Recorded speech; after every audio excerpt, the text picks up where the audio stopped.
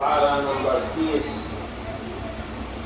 आप लोगों ने कुरान पाक की तिलावत सुनी और हमने सुना है। तो कुरान पाक के 30 पारे हैं। कितने पारे हैं? 30 पारे हैं। और उसमें 30 पारे हैं, 114 सूरह है, 114 सूरह है और 540 रुकू है और आयत जो है 6666 आयत है और 114 सूरह है, 7 मंजिल। तो आपने सुने तो एक मर्तबा हजरत अबू जर गफ्फारी और बड़े अल्लाह के नेक वली नहीं बल्कि अल्लाह के नेक बंदे और मेरे आका के कहीं के सहाबी, और वो दीवाना, बहुत दीवाना, इतना दीवाना है कि आका का दीवाना के नाम सुने तो अपने रास्ते से निकल जाए और आका को ढूंढने के लिए निकल जाए। लेकिन अबू जर गफ्फारी सवाल कर रही है नबी से कि या रसूलल्लाह, पिता काजी रहूंगी, मैं आपसे एक सवाल करना चाहता हूँ। बोले क्या सवाल है? कि आपसे जो पहले जिंदगी पैगंबरों की जिंदगी गुजरी, क्या वो बेहतर है या ये बेहतर है? वो अच्छा है कि ये अच्छा है? तो मेरे आका ने फरमाया कि बेशक वो बेहतर है, राज है वो बेहतर है। जो पैगंबर है वो पैगंबरों की बात खुदा की बात हुआ करती है, उनकी बात वही इलाही हुआ करती है। तो बोले उसके बाद पैगंबरों के बाद आप सहाबी, आपका जमाना कैसा है?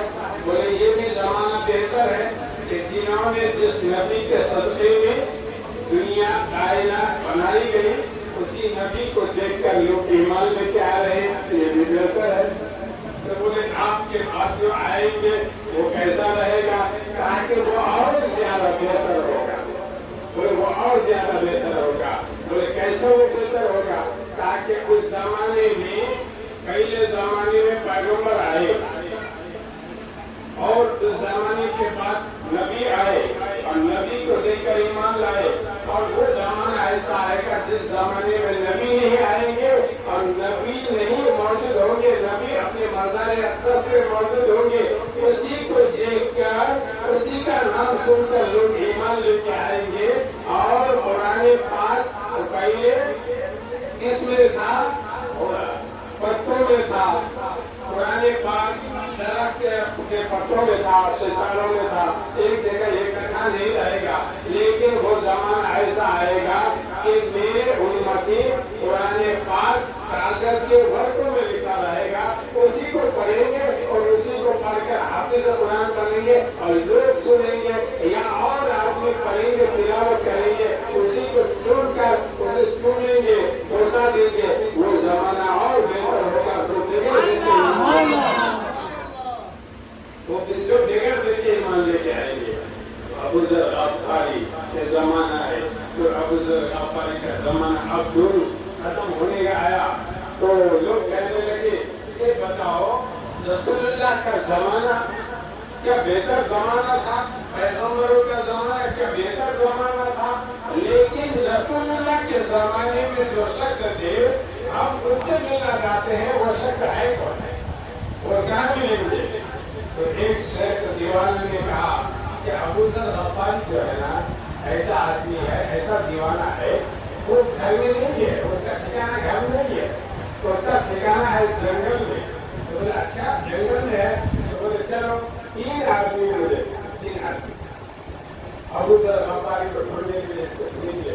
तो एक निकला उत्तर तरफ, एक निकला दक्षिण तरफ और एक निकला पश्चिम तरफ। तीनों 1 महीना तक ढूंढे, अबू जर गफ्फारी नहीं मिला। तो बोले कि जिसको अबू जर गफ्फारी का जमाना, नबी का जमाना मिला, वो अबू जर गफ्फारी उस जमाने में थे। तो क्या बेहतरीन निराला था कि वो अबू जर गफ्फारी ने नबी को अपनी आंखों के माध्यम से देखा है, ईमान वाला है वो, तो उसको हम ढूंढेंगे। 1 महीना ढूंढा, नहीं मिला। اس کے بعد تینوں کہنے لگے 1 مہینہ ہو گیا نہیں ملا ہے تو تینوں ایک ہی طرف چلتے. بولے تینوں ایک ہی طرف چلتے. تینوں جب ایک ہی طرف چلے تو چلتے چلتے اتر طرف چلے. چلنے کے بعد ایک دیوانہ ملا رستے میں کہنے لگا کہ ادھر ابو ذر غفاری ہے.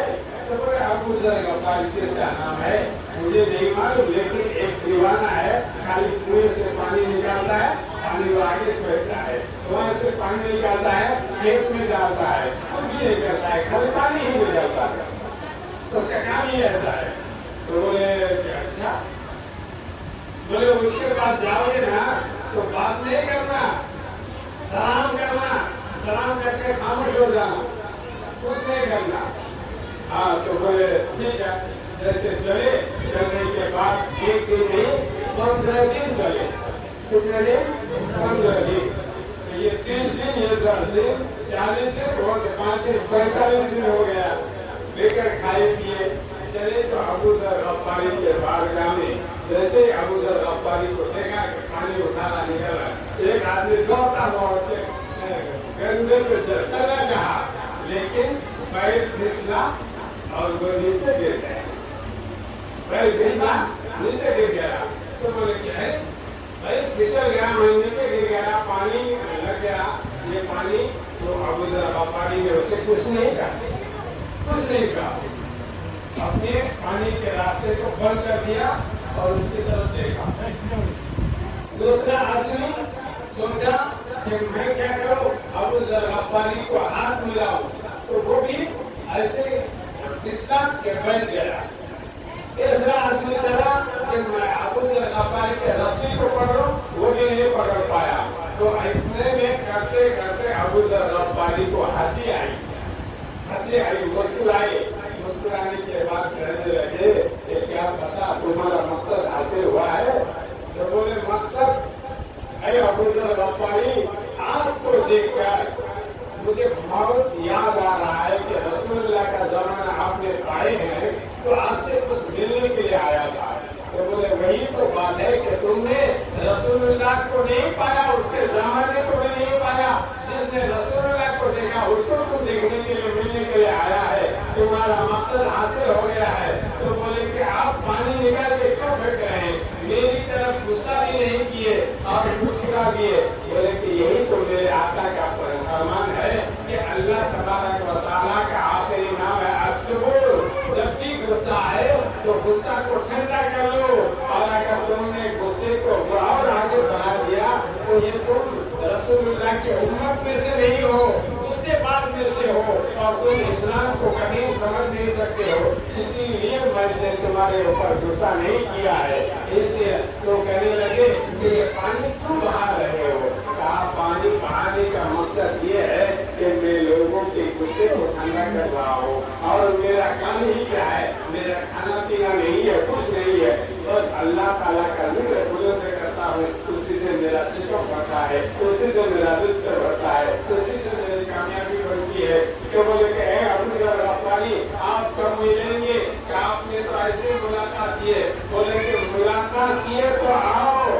اب تم مجھ سے ملاقات گلے ملنا چاہتے تھے، تم مجھ سے ہاتھ ملانا چاہتے تھے. پہلے میں نے تمہیں دیکھا اور دیکھنے کے بعد تمہارے دل کو آزمایا، دل کو آزمانے کے بعد تمہارے سینے کو میں نے پڑھ لیا. آؤ اور گلے ملو. صحابی، میں صحابی ہوں، اور تم جو آ کے ملو گے کہ تم ولی بن جاؤ گے. تو ایسے ہے، کامیابی والے کام کرو، یہ نیک کام کرو، وہ کام کرو جس سے خدا اور اس کے رسول راضی ہو جائے. تو آئیے صلاۃ و سلام کے لیے